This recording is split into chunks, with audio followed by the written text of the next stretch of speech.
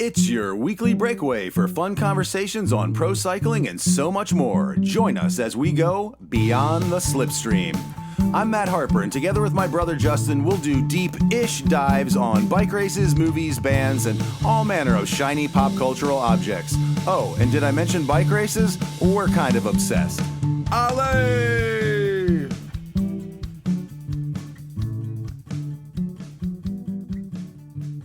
Hello and welcome to Beyond the Slipstream. I'm Justin and this is my brother Matt. And today in our first two segments, we'll be bisecting week 2 of the Giro d'Italia with stages 10 through 12 in segment 1 and 13 through 15 in segment 2.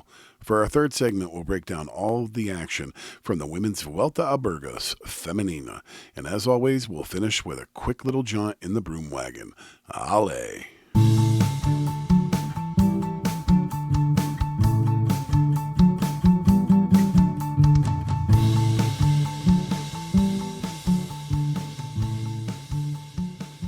Please note, this segment contains spoilers. If you have not watched the finish of the races and wish to remain unspoiled, please jump ahead to segment 2. After a Giro d'Italia Week 1 finish for the ages last Sunday, with Wout van Aert getting a taste of redemption in front of the rabid crowd in Siena's Piazza del Campo, Week 2 kicked off a bit more low-key, with a Stage 10 individual time trial won somewhat surprisingly by Dan Houle of Little Trek. Wednesday, Stage 11 was one for the punchers, and one of the best in the business, Richard Carapaz of Team EF Education EasyPost, reminded the peloton of exactly why you don't want to let the slippery Ecuadorians sneak off in front heading into the uphill finish. Thursday brought another big box checked off for the Visma Lease bike squad in Stage 12 after Van Aert's triumph at the weekend. This time, the Belgian superstar helped a teammate to glory by leading the team sprinter, Olav Koy, into the final turn in the pole position and then dropping him off at the perfect moment. Koy closed the deal ahead of Casper Van Uden and Ben Turner, with main rivals Mads Pedersen and Caden Groves just off the podium in 4th and 5th. Matt, the week started pretty strong. What stood out to you? Wow, I mean, well, lots of stuff. I mean, lots for me to like in the first week. I mean, I was kind of indifferent to Don Houle's TT win, but I sure did love seeing EF Education EasyPost grab a stage win, and like Carapaz is just such an assassin when he puts in those kind of moves. He's just like, oh, he's mean. And then yeah, seeing Koy finally check the box in this race was also big. And you know, you love it when Wout's in the mix and when he's helping out teammates, and it's just kind of like, you know, he seems to have gotten a lift from getting the monkey off his back last weekend. So yeah, I enjoyed all of that. I feel like what you said about Wout a couple weeks ago, saying that, you know, he is, you know, a stage racer now. I mean, I feel like his ability in the last, you know, week and a half or however long it's been here with this, you know, 2 weeks with this race has just been such a difference. I don't know. I just feel like he's had so much more in the tank over the last couple of days that this style of racing suits him so much more. And, you know, he gets the monkey off his back with the big stage win. And then, I mean, that lead out was just absolutely ridiculous. I mean, he could have dropped him off way before that. And he ended up, I feel like he did like an extra 100K or extra 100 meters that like probably he didn't have to do. But like the way that he dumped him off, you know, into that perfect position where he was behind Van Uden just was, you know, it was just a really, really, really just, you know, textbook perfect lead out. Yeah, it was one of the commentators or somebody in a podcast or something mentioned like the number of watts that Van Aert did like on that lead out or something, and it was just absolutely absurd.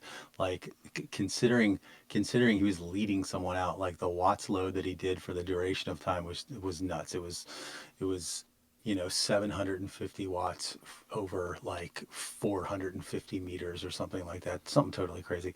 You know, it's funny.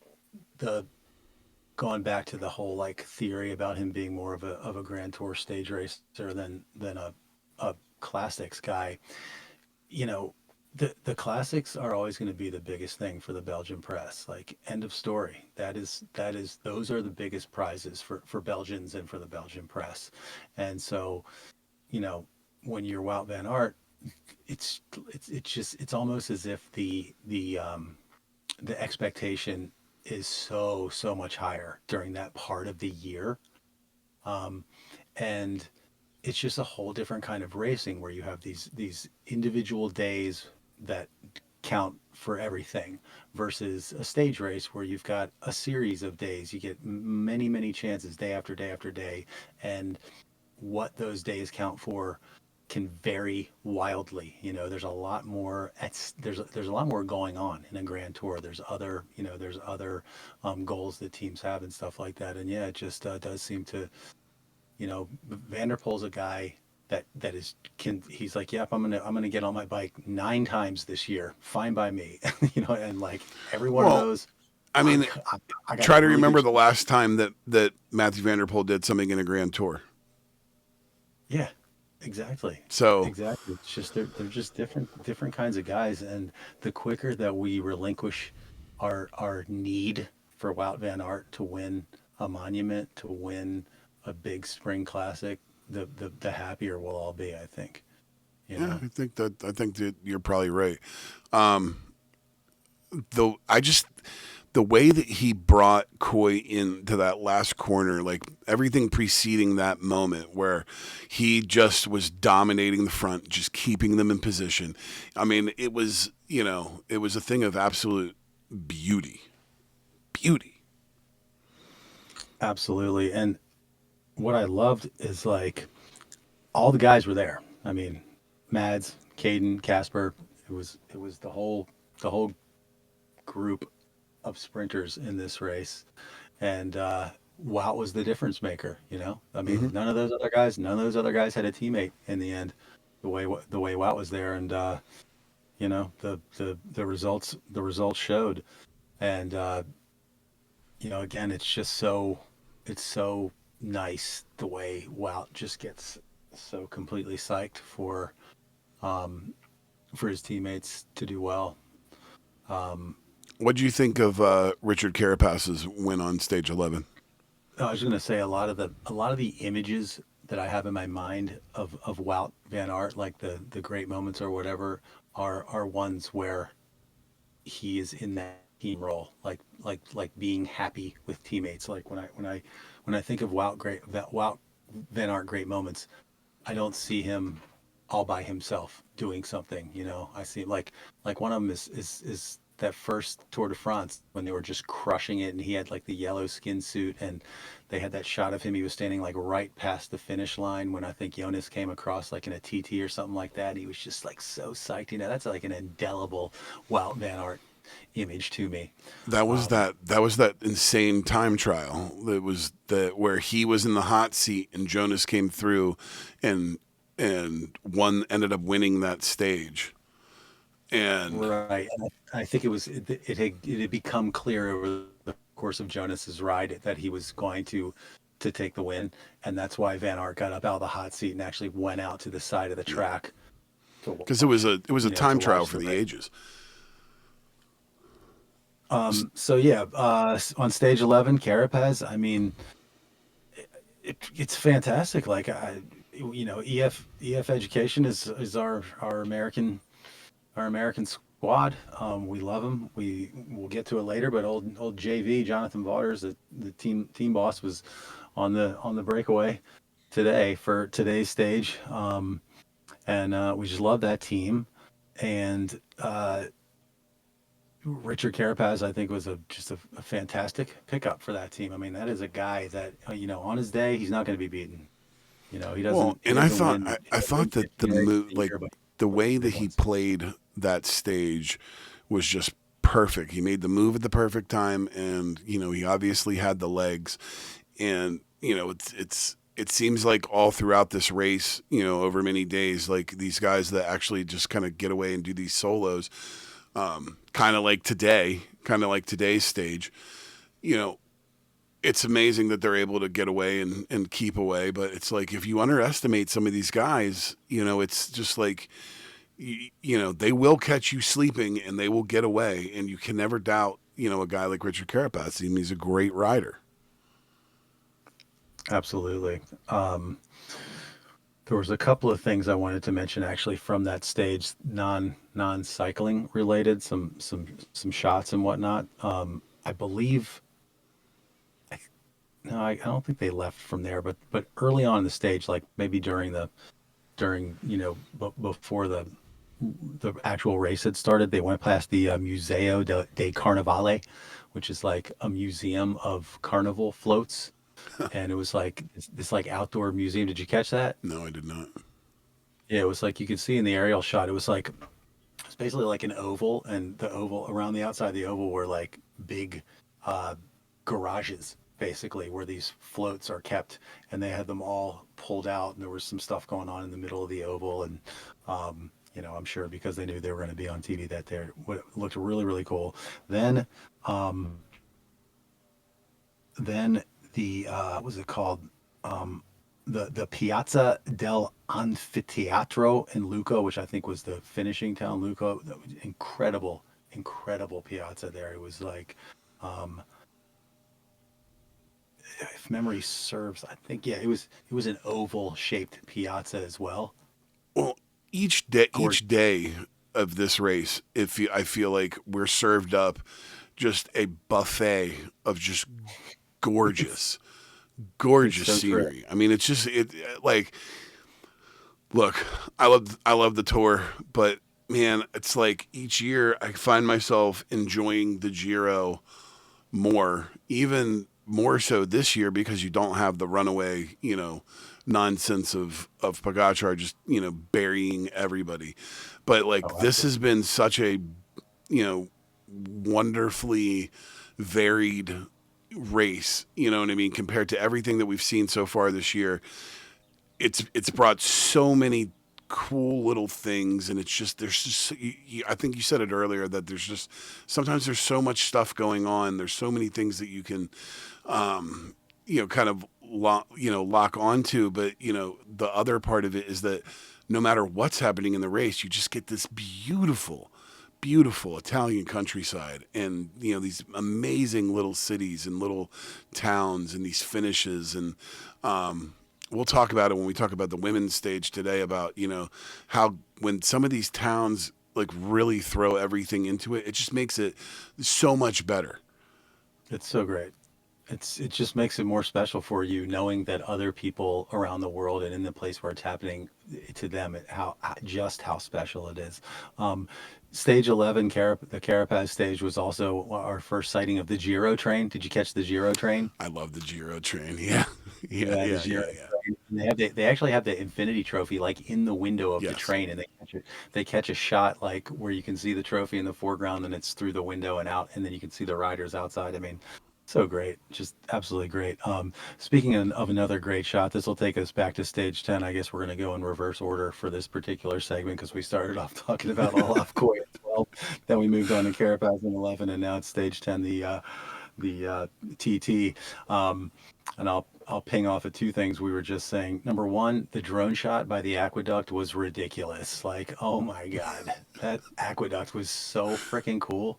Just straight as an arrow, and it's like 2 miles long or something.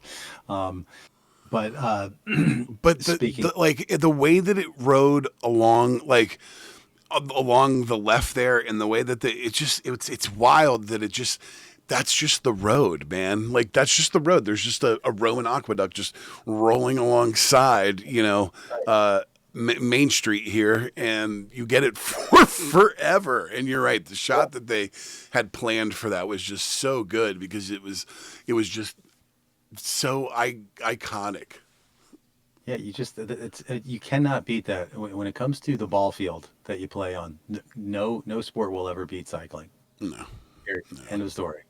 It's the best. It's the best field of play in the entirety of the sports world.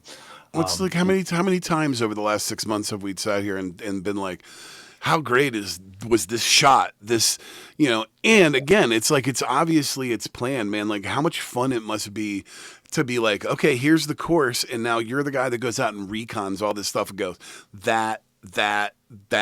Those are all the, all these are on the list. We're going to make sure, if the riders are going to come across this bridge, like we're going to get a great shot of it and look at the mountains. And that's got to be the funnest job in the world. Location scout for a grand tour, for a cycling grand tour. Forget about it. It's amazing. The other thing I was going to say though is, you were talking about the fact that the other thing that's so great about this year's Giro is that there's no Pogacar menace at the top ruining it for everybody, and the TT was just more evidence of just how the drama is so good in this thing, because Del Toro put a little bit more time on Ayuso in the TT. It's just well, I have a lot more to say about the UAE thing, and we'll do that in segment 2. But yeah, I'm with you on that for sure. Yeah, it's so great how we've got this big like untested X factor with Del Toro, because he's never done a grand tour. He's never had a week 3 like the week 3 he's about to have. So it's a complete unknown in a way. But he day to day is just looking stronger than Ayuso. I mean, end of story. He just looks stronger than Ayuso. So it's just like, what in the world is going to happen? Where do they, and again, we'll get more into it in the next segment, but it's like, where does this team decide that, or when does this team decide that like they need to put everything into winning this Grand Tour instead of playing this game that they're playing with the two of them? Like, Del Toro looks stronger, period, full stop. Okay. Like, I don't understand why what is the hesitation? The X Factor. He's never done a Grand Tour. Do you know what's coming next week? There's like 4 climbing days next week. Next week is going to be something that he's never experienced before, and he could fold like a lawn chair. Time will tell. Time will tell. On that note, we'll be right back.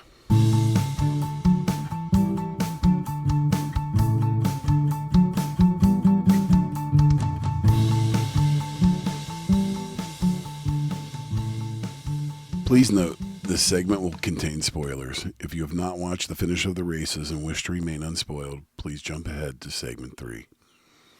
If anyone thought that Mads Pedersen would go quiet after his career-defining week 1 in this year's Giro, they realized their own foolishness on stage 13 as the Chiclamino-clad Dane held off a hard-charging Wout van Aert in a sprint finish in which Wout could never get any further than Mads' pedals. Stage 14 brought another win for our favorite American team, EF Education Easy Post, this time in the form of 2025 acquisition Casper Asgreen, who has made that pickup pay off in a big way. Asgreen won in his signature style with a late solo breakaway which looked in danger of falling apart for a brief kilometer or two before he stretched out the lead to more than half a minute and was never seen again. Today, we saw the indomitable Little Trek find yet another way to cross the finish line first, this time by perennial workhorse in the form of Carlos Verona, who got his first Grand Tour stage win and increased the team's tally in this Giro to an amazing 6 wins. Matt, did you expect to be doing this much talking about this team this week? I certainly did not. What a week. I mean, good Lord. This is after the week that Mads had last week. They start off by winning Tuesday right out the gate after the rest day with the ITT win. Then by Friday, we're back on the sprint train. Mads takes another sprint win on Friday, and then lo and behold, they get a win from a breakaway situation today with Carlos Verona. I mean, it's just they can do no wrong. They can win on mountains, they can win on sprints, they can win on TTs. As much as the conversation has been around UAE Team Emirates, this team is just crushing it, and that's in the face of losing Ciccone today. I was literally just going to say that. Sorry. Against all odds, so to speak. these guys just find a way to win, each day. Like if you want to say that this is a team that is just looks at it on a daily basis and is like, okay, what can we do today?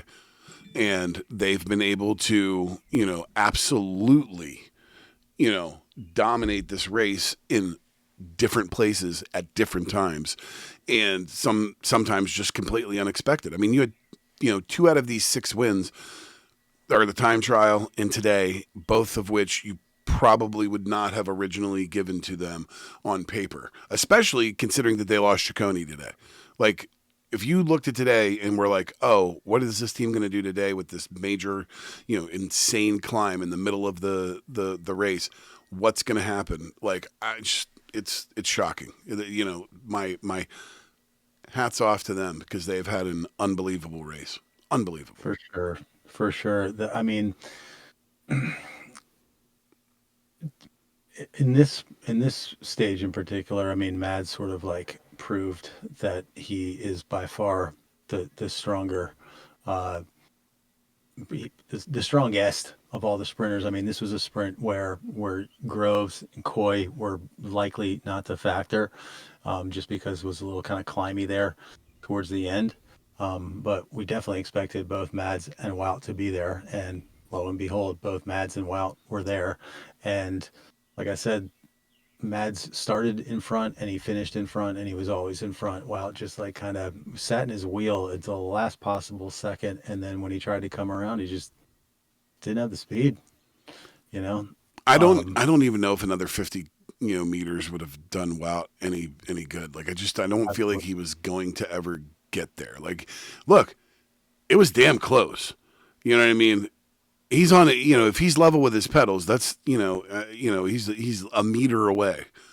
So for considering sure. where he was, throughout the beginning part of this year, I mean, this has just gone to prove for Wout that his form is so much better at this race than he's been all year, and he's all over the place. And the fact that he's, nothing wrong with silver. Sorry, Wout Van Yeah. second, but another, He doesn't care about that, but yeah, I think you're right. I mean, he's happy. He just took. I mean, he took the win of this entire Giro already. I'm just going to go ahead and say that now. We haven't even seen what's going to happen next week, but that will be the stage that people remember, because of the location and the stakes and all that kind of stuff. and the Um, gravel and everything that, I mean, there was a ton of stuff going on that day. right, I'm telling you, exactly. How I'm telling you, beautiful it was. those the 2 stages last week that were back to back. It was Saturday and Sunday.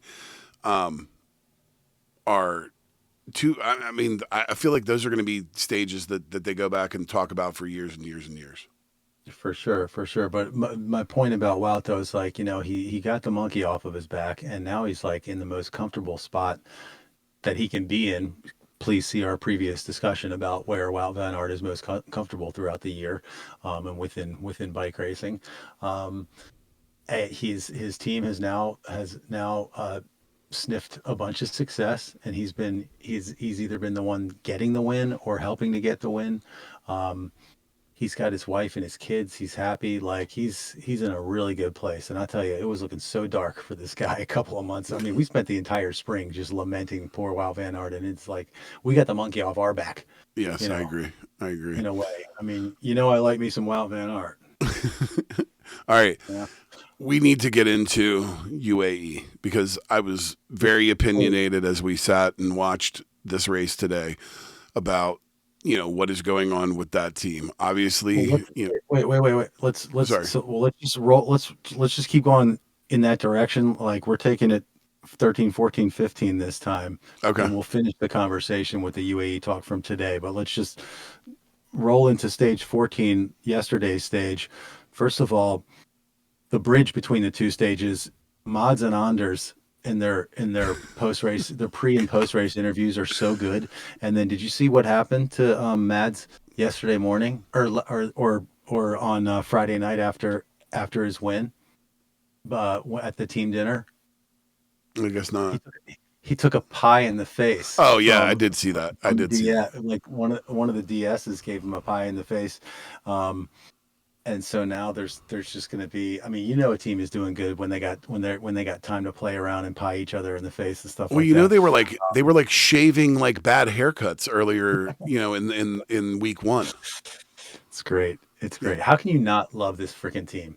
Well, I'm And they're going telling to you, win I, I, these I said games. to you earlier that I think the mental health of this team is absolutely amazing. I mean, I think that they have a great environment in their, inside the nucleus of that team. And, I think that's one of the reasons why they're winning all these races. So that stage won by Casper Asgreen. Let me put this out there for you. What do you think of this idea? Asgreen is kind of like that team's next Carapaz. It's a very similar acquisition as Carapaz. You know what I mean? Like they picked up Carapaz. That guy's got pedigree when they picked him up a little later in his career, on the downside of his career, but he's got pedigree. He's won the Giro. You know what I'm saying? Like he's already won this race one time. So it's a no-brainer of a pickup for a team like EF. But he's also a guy that can go out there and like win certain key stages. You know what I mean? He can put his sight on something and go out there and get it. And Asgreen is the same exact kind of guy. Now he doesn't have a Grand Tour stage win. That's not really what they got him for. But he is also a guy with a pretty strong palmarès. I mean, he got the Tour de France stage win last year. He He won he's got a monument. He Tour of won. He Flanders. won. Yeah, Flanders. Um, so same kind of guy, and sure enough, boom, they go out and get him, and he has a kind of a quiet spring, and then we get to the first Grand Tour, and he's like, "Oh yeah, I'm gonna go ahead and earn that paycheck now, real quick. Let me just grab a stage." Okay, so speaking on him, Matt Stevens threw this out, and I put it down as a note because it blew me away. So obviously Asgreen has a giant engine. I mean, that's one of his big things is that he's Yeah. just a giant engine. So his average over the end of the race that day, all right, was 400 watts, all right, per kilo. For the whole race, it was 450. All right. So hold on. 450 average for the entire day of 200 plus kilometers, and in the final stages after he's completely burned the match all day, he's still putting out 400 to keep away from those guys and win that stage. Wow. It's crazy. It's crazy. That's one thing that I kind of like as an old guy is the fact that when it comes to like endurance and stuff like that, you age, you get better with age. You're like a fine wine. A lot of the great TT records are set by riders who are older. If you recall, like Annemiek van Vleuten, when she was at the very end of her career, was still just an absolute terrorist when it came to TTs. She just, and I think wasn't there an interview or something like that, like at one point where somebody asked her a question and they were like, how do you do it with this? Something, she said something like, oh, well, of course I'm going to be better than her. Of course I am. I'm 38 years old. Like, and people sort of took it as like, wow, of course you're going to be better than her. But she was just saying like, no, I'm older, like older, the older riders. She was kind of stating that fact that I was just saying, that like, it's easier. It's, we're better at TTing at this kind of age. I don't know.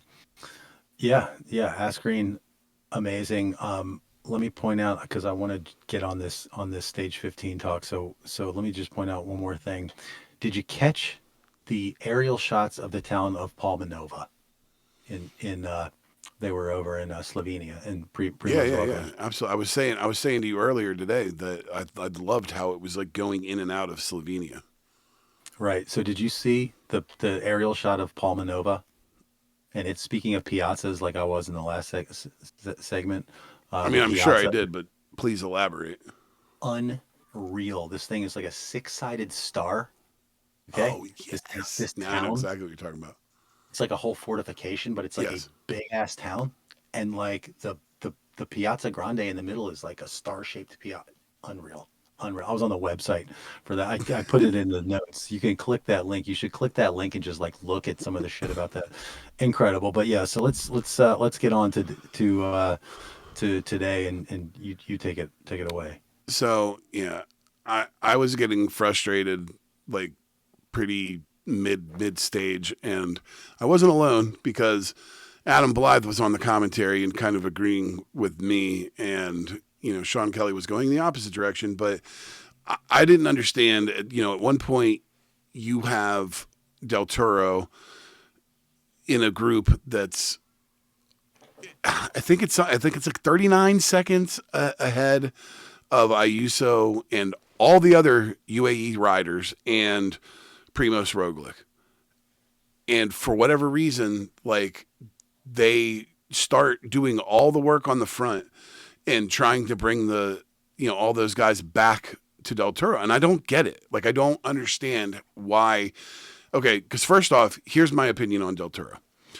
I think that he looks stronger than Ayuso in this race. Do I think that he's a stronger racer than Ayuso overall? Absolutely not. I think Ayuso is definitely ahead of him. But these 2 weeks, he is the better rider. You could say whatever you want. He is the better rider in these 2 weeks. So at what point in a 3-week race, now that you are 2 weeks in, do you say your guy's got a minute and 20 ahead, or a minute and 30 or whatever it is ahead of the guy that you want to win? Or, like, I don't understand. Like, when do you put the resources back behind him and say, let's go?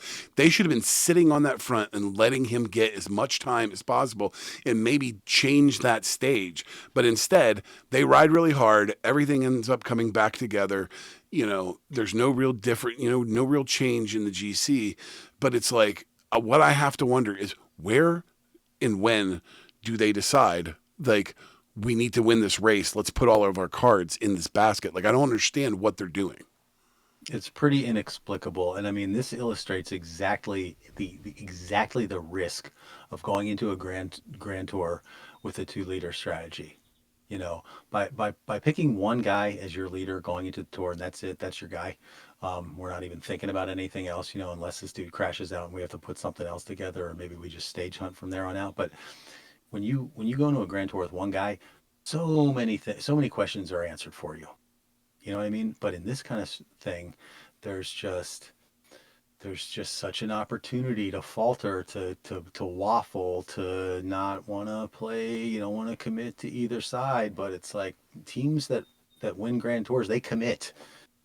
You got to commit to win a grand tour, and when you're not willing to commit because you're not sure, so it makes you wonder what the internal politics are that are happening behind the scenes. Wow. And what the reasons are why these types of decisions are being made. You will not convince me otherwise that if they end up losing this race, that it is because they did not try to win it in the places that they should have been. Period. That's just how I feel. You have a guy like Simon Yates that is rising up.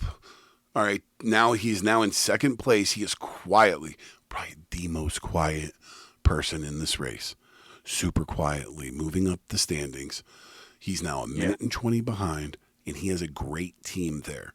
I don't know where they were today, because the only person he had was, what is that guy's name? Ben. What's the guy's name? Anyways. Yeah. Well, anyway, he has. I don't know where his team. What happened to his team today? But you leave a guy like that with the weapons that they have to be able to usher him through these next couple of days, and you don't have a cohesive plan to make sure that nobody else takes this jersey, that you're still playing this wait and see game with a minute 32 gap in one of the, like, kind of tightest Giros in a couple of years. Like, come on, man. Like, this is not where you play games in this race. Like, you need to have a plan. You said it best. You need to have that focus. And I'm telling you, this team does not have that focus right now. I guess we'll see what happens on Tuesday if they make a change. If I don't know. It's very frustrating to me. Well, what you're not, the thing that you're not saying is that there's a big X factor, which is Del Toro's not having done a grand tour yet. So we don't have any physical evidence of how Del Toro can perform in week 3 of a grand tour. all the stuff you said holds true. He is definitely the stronger of the two in this race, quite clearly. I mean, he's out there covering moves himself. The team is nowhere in a couple of key spots over the past couple of days. You know, he was one covering the moves. So, um, is it then your opinion that the team should say, okay, we're we're going to roll the dice, and our dice roll is going to be on him being able to handle himself in week 3 of a Grand Tour. We're willing to make that bet, and now everything goes towards that. The last, in my opinion, the last 2 weeks have given them absolutely no reason to hesitate. Well, the reason would be because he's untested, and they could lose the Giro entirely. They burn all their matches trying to help him, and then on the last big climb, he yeah, I know. I'm just asking. I mean, that's why I want he's in. It's like, yes, there's no evidence. Okay, there's nothing to say, but it's also, there's a ton of evidence to say that Primož Roglič should have a unbelievable week this week. But at every turn, it seems like Primož just keeps, not being what we want him to be. All right. Yeah, and you can say that it's the 3 wrecks that he's had this week. And you can say that it was bad luck getting stuck in that crash that put the minute and a half into Ayuso and all those guys in the GC. So you can say, oh, it's all this stuff. It's all this stuff that's not actually him just not being up to the challenge. But it's probably just him not being up to the challenge. So I feel like when Primož wins Grand Tours, he's comfortable, and when Primož loses Grand Tours, he's uncomfortable, which seems like an obvious sort of thing to say, but just Primož just doesn't seem too comfortable in this race, even though he took the pink jersey on the second day. But like since then, it's just like you say, he's got struggles and crashes and gets caught behind and not good positioning and just not there. Whereas in the ones where he wins, he is always just sitting pretty and just, doing Roglifications. And maybe it's all maybe it's the pressure going into it where it's like, you're the clear favorite and, it's yours to lose. And, maybe he's just, at this point, whatever it is, maybe at this point, that's just too much for him. I don't know. I don't ever gather that Primož Roglič is ever worried about cycle. Like that would be my last guess as to why. I just think he's just not on. And for him, right, for you have to wonder. We know that the Tour is the main target. You know what I mean? At what point does he just decide to, I'm not going to say shut it down, but, at what point does he say, oh, this is too far out of reach? Like, I don't want you said it yourself. He doesn't want second or third. It's a good point. It's actually a good point because he got his Giro last year. He's got his Vueltas. Like for Primož Roglič, there's one big goal left for his career, and that is a Tour de France win, to have the package to join that elite crew. So maybe he's just like, if I'm gonna win, I could possibly win this Giro, but to do it, I would have to kill myself, and that's just gonna minimize my it's gonna make my road to my actual real goal that much harder, and so I'm only gonna put out this much. And if the race goes beyond that, I can't be bothered. I mean, you would think he would drop out at that point, but maybe there's reason to stay in regardless. I mean, there's probably a fitness factor to it that if he, especially getting through the mountains and getting that in. I'm just saying, is it worth killing yourself if you know what I mean? Because you're right, he will have to kill himself to win. You know what I mean? At this point, he's what, like 3 minutes down or something like that, or 2 minutes down. He's way back. I mean, he was in 5th, but he's got to be. He's in 10th. He dropped to 10th today. Jesus. All right. Well, we're running long on this one. I have a couple more things I'm just going to literally read off real quick, and then you can finish it out for us. First of all, Ciccone being out of the race is kind of a bummer, even though Lidl Trek is doing just fine. This is very true.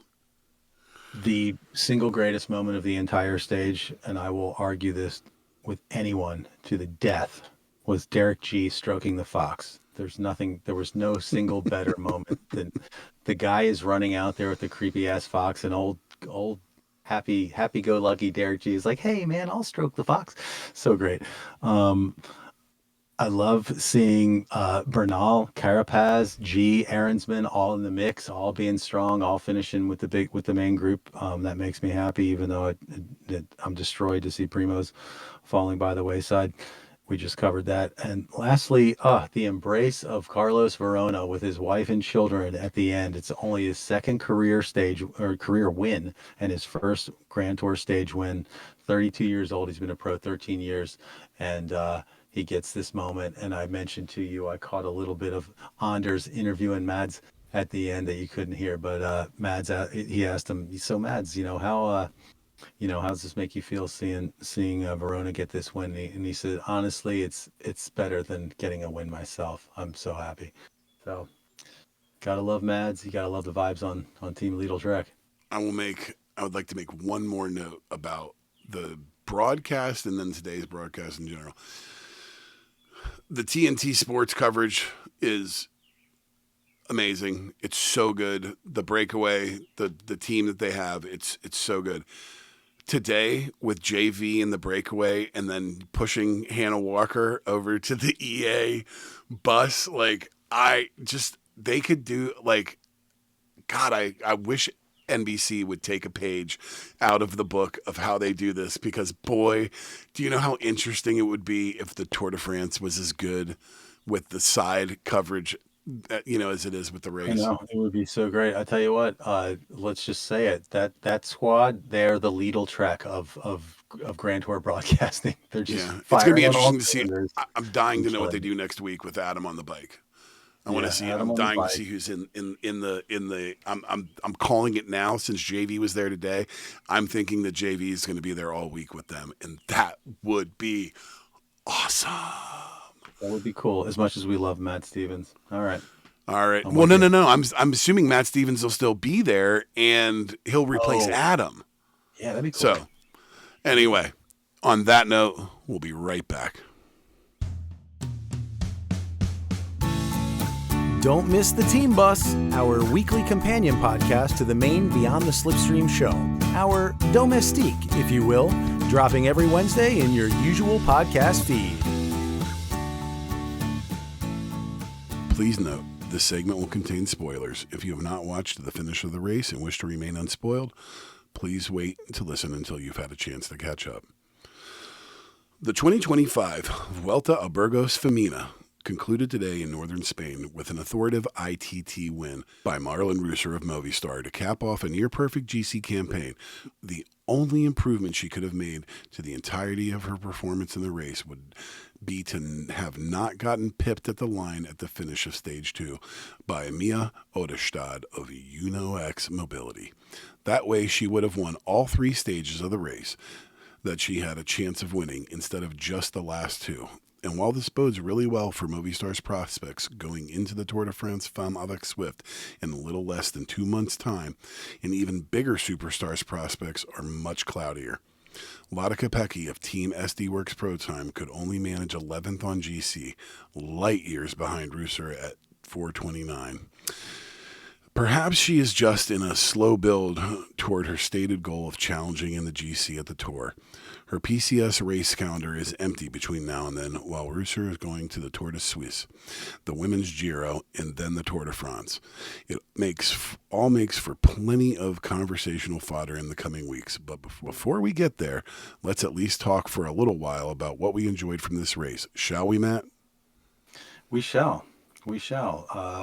And there was some enjoyment to be had from this race. I mean, starting with Stage 1, I mean, I don't know how enjoyable it is to watch Lorena Vibas just notch another win off the belt. I mean, it seems like she just doesn't move from the top at all. I mean, every single race she's in for the past 2.5 years, it's exactly the same. Like almost every single time. I mean, she just wins with authority. There's, you see her come around and it's like, yep, here she comes. And it's like, yep, there she goes. And, she's unreal. Yeah, Balsamo is exactly where she's been for the past 2.5 years, which is about one bike length behind Reina Vibas in every single race. It's got to be the most frustrating thing to just be like, I cannot beat this woman. Like she is unbeatable. She is the sprinting equivalent of Pogačar on the women's side. I mean, she just, everything that she touches, she wins. So I did want to say, I mean, one thing I was excited for with this race is just getting a chance to look at some of the heavy hitters that are going to be featuring in upcoming months here. I mean, you had Vibus there, but also Kopecky, ELB, Marlon Rosa, Elisa Balsamo. So a lot of big names. And it's a good sort of moment to gauge their form. Um, we've already talked about Lorena Vibas, and not only that, but she was there helping Lotta Kopecky. I mean, she was doing more for Lotta Kopecky than Lotta Kopecky was doing in this race. Um, and maybe Lotta is the next one we should talk about out of that group, Yeah, because she did not have the race that she probably wanted. she just does not seem to be where she needs to be.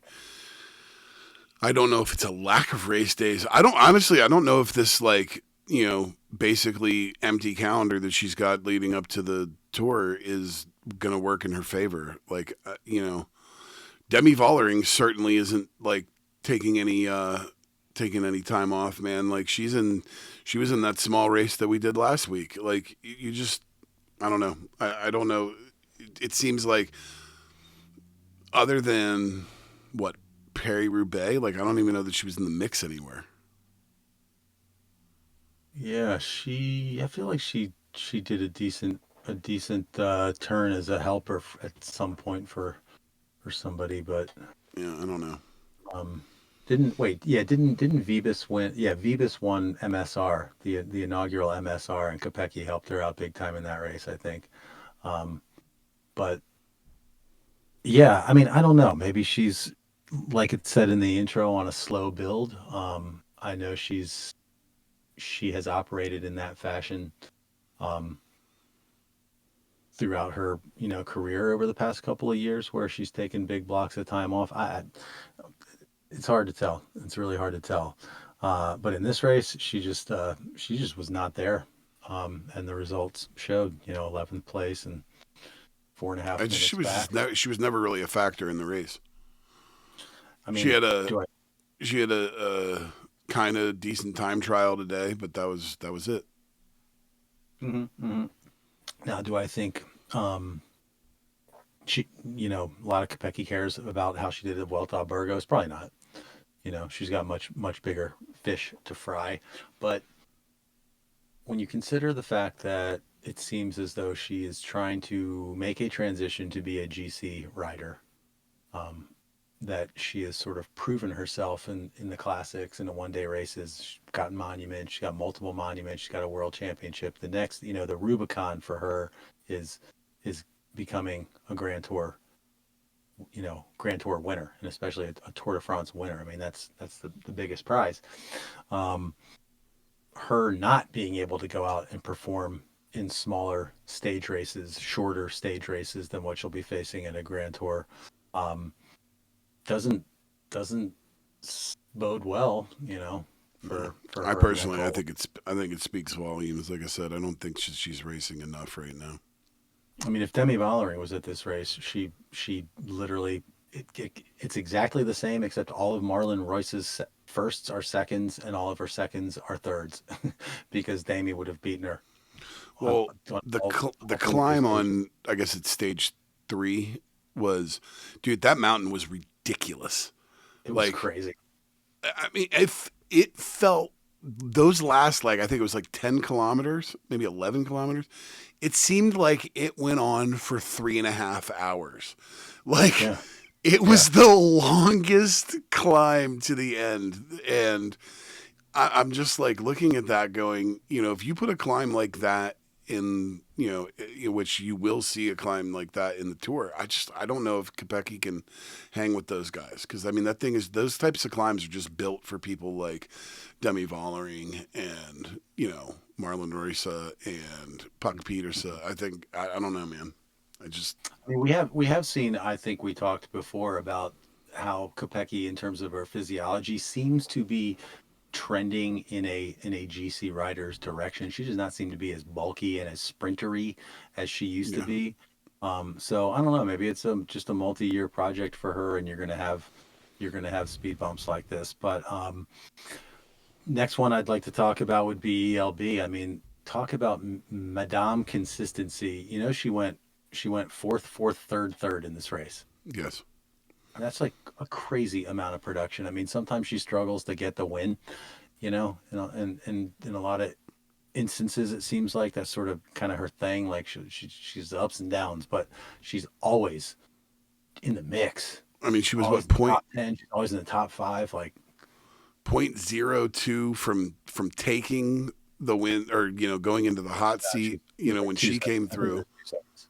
huh? 2 seconds.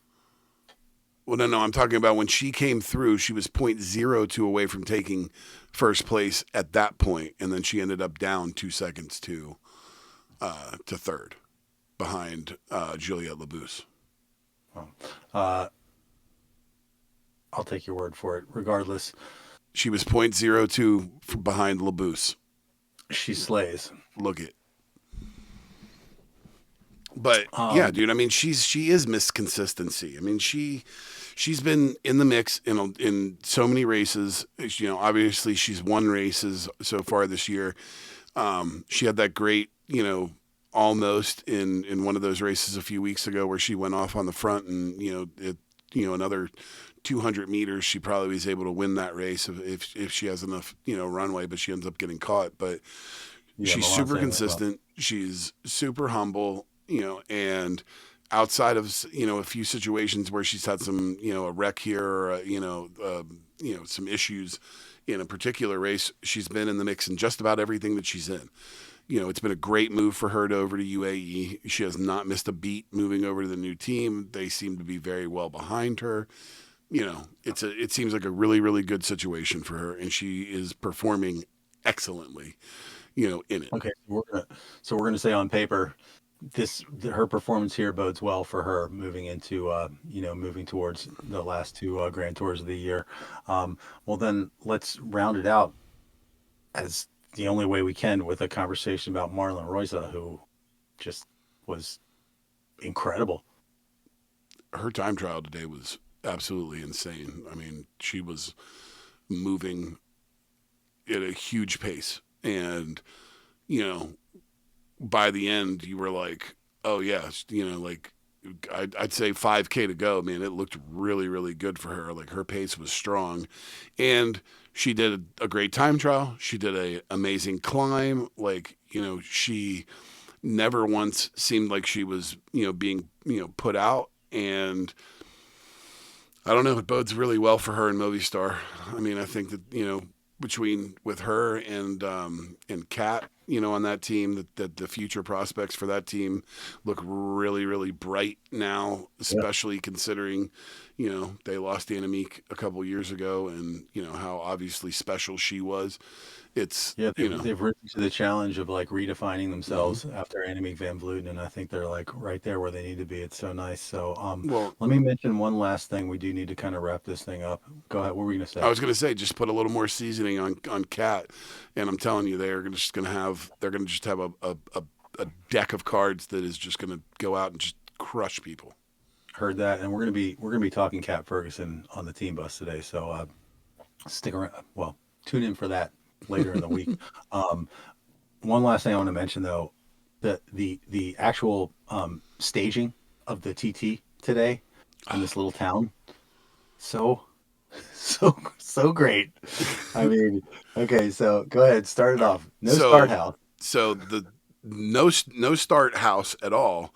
They're starting on a platform in front of this like bad little, castle. It's like a 1 foot tall ramp. It was like the most no frills starting ramp you've ever seen. But it looked awesome. But it immediately stood out though. You're looking at it, you're going, boy, this is different. Oh wow, this is really different and cool. You're like, and then the end of it, like shot coming into the line, there's like a rampart type castle that's like off, like on the head-on shot, it's off to the left, kind of like rising up around that, like it came around like a little bend, and the bend was around this little rampart castle. And then I had it turned off, but you're watching it. They end up doing the podium on the castle, which is amazing. Right. Right. Well, I think they still had an actual like podium stage set up, but they did a photo op on the castle. So we were talking in the earlier segment about like, the greatest job in the world would be like location scout for, for a grand tour or whatever. You go around, find all these locations. Well, when you look at this and you consider just how stage managed this whole thing was, it's just so great because the castle that you're mentioning that you can see in the shot at the finish line is the castle that they're going to get out. Clearly, like this is the most important landmark in this town. So they're going to find every possible way to showcase this thing. I wouldn't be surprised to learn that the wall that the riders were starting in front of in the beginning was the bottom of the castle wall. Who knows? but yeah, so they got the shot, they got it in the shot coming across the finish line. And then after the podium ceremonies, I'm kind of got my eyeballs halfway on the screen as we were, watching the finish of the Giro, and the three podium ladies march up through the inside of this castle, and they actually had the camera person was like inside, and to get to the very top they had to basically like climb a ladder. It wasn't like a staircase, it was like a ladder. If you look at it from the top, the little awning that covered it was like very steep, it Right. wasn't like so and they got the camera person inside there watching them like clamber up this ladder to get up on top of this castle so they can do a photo op with the three winners. I'm like, I am so all in for this. This is the best. Like, and ELB's up there, and they're kind of just sort of overwhelmed with everything, and they're just sort of standing there and they're ready to take the shot, and she's the one who realizes, wait a second, I'm not supposed to be in the middle. Marlon, you won this race, please get in the middle, your rightful place of honor. By the way, Marlon Rooster is so much taller than ELB. Like, holy shit. Yeah. She's a specimen for sure. That was super, super cool. Yara Kosterline was the other one in there. She came really good on that. It was a fun race. Well, on that note, chapo to all of you production people out in the cycling world, because trust me, there are those of us out there that really, really enjoy it, and we see it, and thank you for making this so special for us. And on that note, we'll be right back for a little jaunt in the Broom Wagon.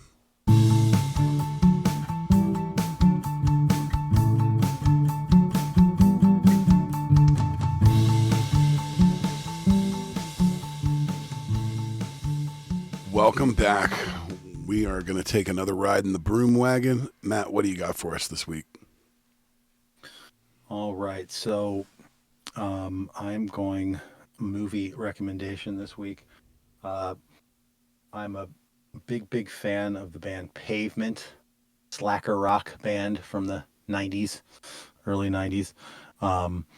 So I was aware that there was a Pavement documentary coming out that had been released. It was a very small release, but it was directed by that guy Alex Ross Perry. Do you know who he is? I think he was like one of. He was one of Jesse's like F up friends on Breaking Bad. And he does a lot of stuff in Hollywood. Anyways, he directed this movie that is coming out about pavement called Pavements, but I was not aware of what the name was maybe like a week ago when I was on my pirate movie site that I use. And sometimes I'll just kind of scroll through the releases on there to see if there's anything that pops up. I mean, 98% of it is just like B movie schlock that you would never watch in a million years. I have no idea where all these freaking movies come from and who watches them. As I scroll past, I'm like, what is this? But every now and then something will jump out and you'll be like, oh, sweet. I mean, it happens all the time. And this is a case in point. So I see this movie. It's called Louder Than You Think, a lo-fi history of Gary Young and Pavement. And I think, oh, this must be the new movie. But I was like, it's directed by that guy. What's his name? I can't remember his name. What is his name? So I look at the director and I see that it's directed by this guy, Jed I. Rosenberg. And I was like, no, wait a second. That doesn't sound right. Maybe am I confusing this? I don't know, but I'm going to watch it regardless because it's about pavement, and that doesn't come along very often. So I watched this documentary, and it turns out this is not the one that I want to see. That one I still get to see, so I'm still excited, even though I did get to watch a a, a hitherto never seen Pavement documentary for myself. And the reason it's called a lo-fi history of Gary Young and Pavement is because it is as much about this guy Gary Young, who was the drummer for them on like their first two albums, as it was about the band itself. And Gary Young is this absolute freaking like alcoholic madman.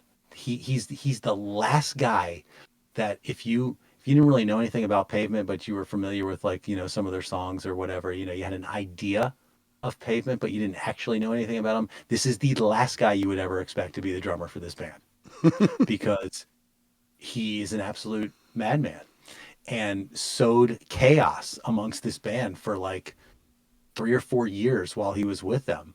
And the backstory is really cool. So the first thing that's crazy about this guy is he's 20 years older than all the guys in the band. 20 years older, and he's the drummer. Okay. And the way that they met was that Steve Malkmus and one of the other guys from the band that like who were the first two dudes to actually like get together when this band was, in its genesis or whatever and start playing, and they wanted to find a place where they could record some of this stuff that they've been writing. And this is in shoot, what is the part of California? It's like in the Central Valley of California, like outside of Sacramento or something. Dumpy ass part of California where there's nothing going on or whatever. And this guy Gary Young is this like dude, he's like an old hippie that has played drums in a bunch of like kind of third tier bands over the years. He's been in like 12 different bands, and one of his bands did well enough that he got a little bit of money behind him, and he was like, all I want is a recording studio in my house. That's all I want. He puts together this like threadbare recording studio, and he just starts like recording himself and anybody that'll come through that'll like pay him money. And like the kids, it's Stockton, California, and the kids around Stockton, California like hear about this crazy hippie dude. Like one of his personal claims to fame is that in 1969, starting on January 1st, he dropped acid every single day of 1969. That's how that's the kind of mindset we're talking about with this guy. So he's got this studio. So these low key dudes in Pavement, future Pavement guys hear about this dude, and they're like, yeah, we're gonna go over and see what's up with this. They go and they knock on his door. Hey man, we hear you like got a recording studio. Can we? Yeah, come on in, guys.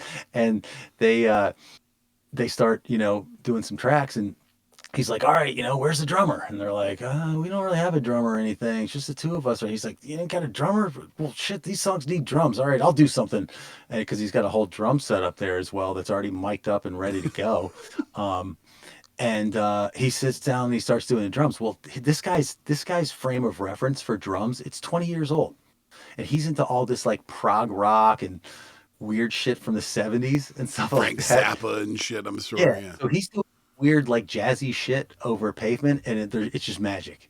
It's like magic. Some of the stuff is so 70s, and like, like his favorite drum fill is like do do do do do do do do do do do do do do do, like the most basic drums fill. That's like the first one that every drum student learns. That's like his favorite one. But like somehow with Pavement's music, it's just magic.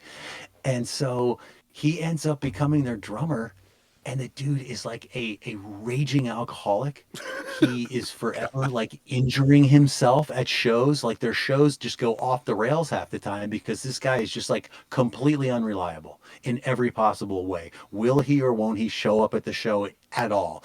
Will he or won't he be too drunk to play? Will he or won't he just decide to get up from the drums in the middle of the song and walk to the front of the stage, just grab the microphone and just like start yelling at the crowd? And these mild-mannered guys are just there for it. They're so there for it. They love it. It's crazy. It's crazy. I knew that this band had a crazy drummer, but I did not know the extent. Bro, I was so delighted with this whole story. And the guy's still alive. Like he is interviewed in the here and now throughout this thing. It's wild. I can't recommend it enough. If you're a Pavement fan, it is an absolute must watch. If you're a music fan or just a fan of crazy shit, put it on your list. You don't have to see it this week, but if you ever get the chance, it's a fun watch. It sounds crazy. It's wild. All right, I droned on for 7 minutes. What do you got? So, what I wanted to talk about was at some point in this week. I don't know. I was super busy, but I think it was Thursday night or maybe it was Friday during the day or whatever. But my wife was like, Saturday night. It had to been Friday night. Saturday, my son Connor wants to make dinner. So she's like, on Saturday, Connor's going to make dinner. And she goes, "Do you eat poutine?" And I'm like fries and gravy? And she's like, "Yeah." He doesn't eat And poutine. I'm like, yeah, I mean, who doesn't eat French fries? Who doesn't eat gravy? Well, it is there's what it also is. cheese curds. Don't forget And the cheese curds. So I'm like, yeah. And she's like, "Well, Connor wants to make poutine." And I'm like, "Well, where did that come from?" And she's like, "From French YouTube. class." And I was like, "So clearly his French teacher is from Canada, because And poutine. like that is definitely the Canadian, French." So I'm like, "Of course, yeah." And proceeds to, last night, him and my wife, I had a long 3-day stretch, and my wife very lightly assisted in my son making, dinner for us last night. And it made me think that, you need to encourage your children to branch out and do things when they show interest in something. And, it's very easy as parents over time to, kind of like your kid says something and you're just like, you're busy or you've got something going on or whatever reason that you're being, a little more self-centered in that moment. And sometimes you just don't realize, that your children are being like, "Hey, I want to try something." And I just encourage you, if your kids, ask you to make dinner for you, like absolutely let them run with that. Like let their imagination go, guide them along, teach them, because cooking is one of those things. It's a lost art form, and for so many people, they don't cook. They don't know how to cook. Nobody's ever taught them how to cook. And so, I encourage you, especially if you like to cook and your children seem to take an interest in it, encourage that. It's something that's important, and it's a great family activity. And I just, I encourage you to, not just that, but just, listen to your kids when they have an interest in something, and you can have that experience with them. I absolutely love that. I'm so 110% with you on that. Um, kind of along those lines, I'll just very quickly share with you. Last night, my kids after dinner, they were like, "We want to go down to the school um, and hit baseball, or hit baseballs around, and we want to bring our lacrosse sticks too, and the tennis rackets too." And I was just like, "Cool if we ride our bikes down there." See my my broom wagon from last week. And they were like, "Yeah, that's fine." So we ride our bikes down there with stuff. And I kind of was not really in the mood to do that at all, but I was just like, they want to do it. They never asked to do this kind of stuff. We'll just go. At least I'll get to be on bikes with them, which will be nice. Um, we go down there, and uh, number one, Lily makes good contact on a couple of pitched tennis balls, which was very gratifying. But then, most gratifying of all, I was having Lily pitch to me, and Harmony's just kind of like twirling around out in left field, not really paying much attention. She's got her tennis racket in one hand, and I connect. It's my biggest connection of the entire night. I connect on a high fly that manages to get out of the infield, and somehow Harmony one-handed that catch. It made my entire weekend. I could not believe when I did not see that ball drop to the ground underneath her. And I think in actuality, she missed it with her hand, but she caught it in her armpit. Oh But she man, made the it was catch. It didn't hit it the was ground. it was so great. Um, so yeah, right there with you. I'm pasting in your thing, and your thing is ready to go. Yeah. Hmm. Alrighty, and that's all for this week. Join us next week for full coverage of the Giro d'Italia's Week 3 conclusion and another in our continuing series, Two Wheel Twofers. This time, looking at two albums from Metallica, 1988's And Justice for All and 1991's Metallica, aka the Black Album. Until then, for my brother Matt, I'm Justin Harper. Thanks for listening. We hope you'll join us for another ride beyond the slipstream. Ale!